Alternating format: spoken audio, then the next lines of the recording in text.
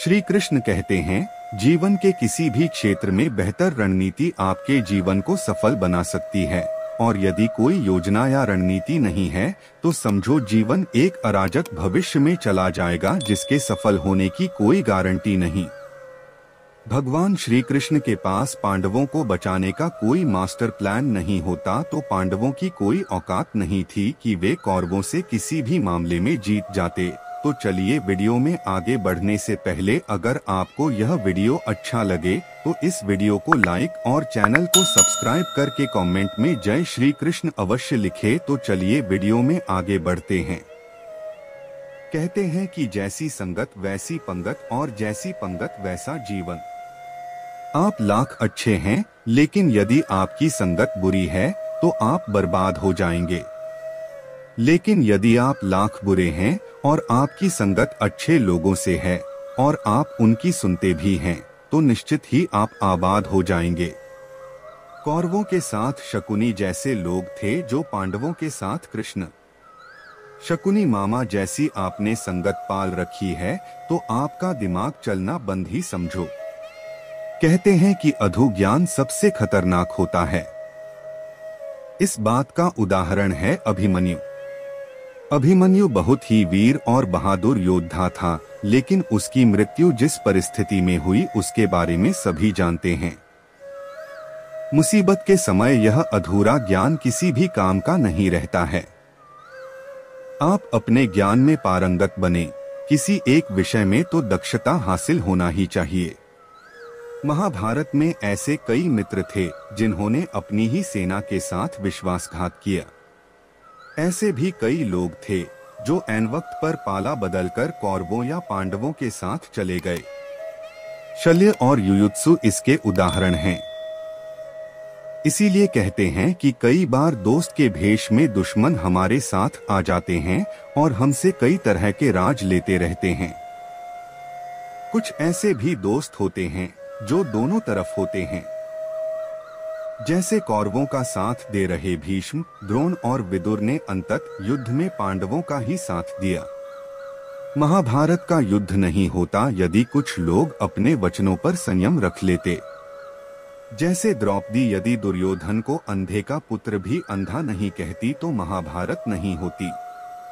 शिशुपाल और शकुनी हमेशा चुभने वाली बातें ही करते थे, लेकिन उनका हश्र क्या हुआ यह सभी जानते हैं। सबक यह कि कुछ भी बोलने से पहले हमें यह सोच लेना चाहिए कि इसका आपके जीवन, परिवार या राष्ट्र पर क्या असर होगा।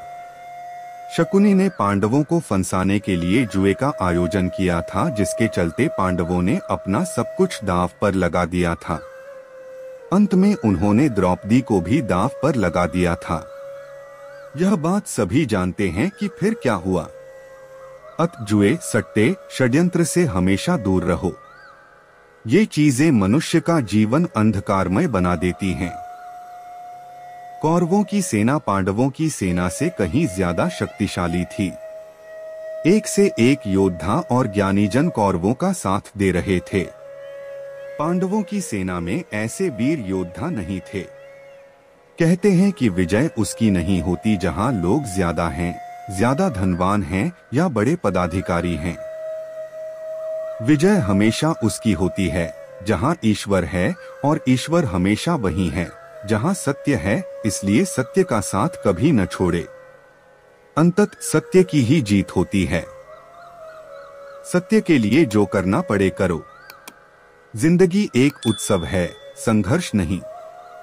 लेकिन जीवन के कुछ मोर्चों पर व्यक्ति को लड़ने के लिए हमेशा तैयार रहना चाहिए। जो व्यक्ति लड़ना नहीं जानता, युद्ध उसी पर थोपा जाएगा या उसको सबसे पहले मारा जाएगा। महाभारत में पांडवों को यह बात श्री कृष्ण ने अच्छे से सिखाई थी।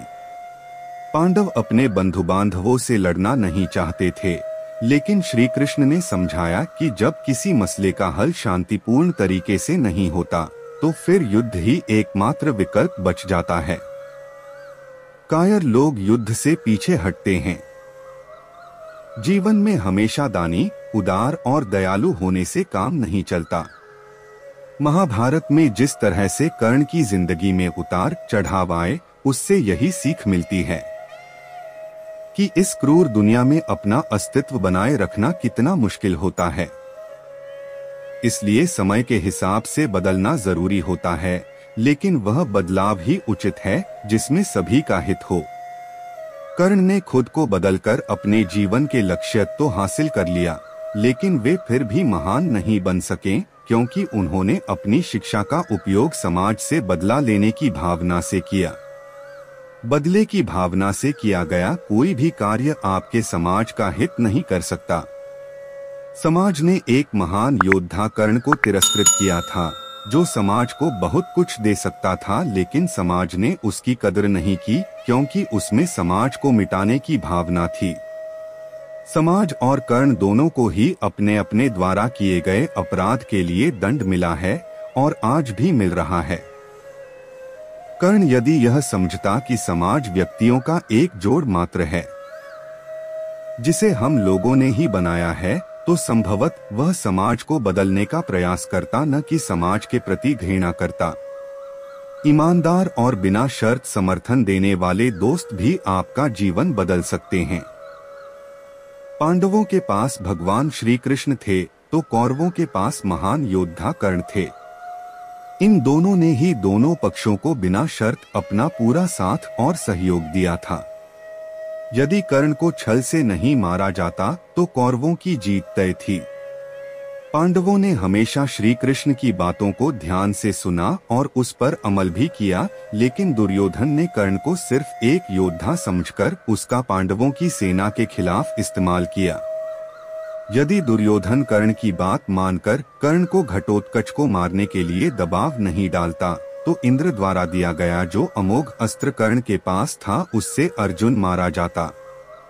उम्मीद करता हूं कि आपको वीडियो पसंद आया होगा। हमारे लिए आपके एक लाइक और सपोर्ट का बहुत महत्व है, तो वीडियो को लाइक करें और चैनल को सब्सक्राइब करके कमेंट में जय श्री कृष्णा अवश्य लिखें। धन्यवाद।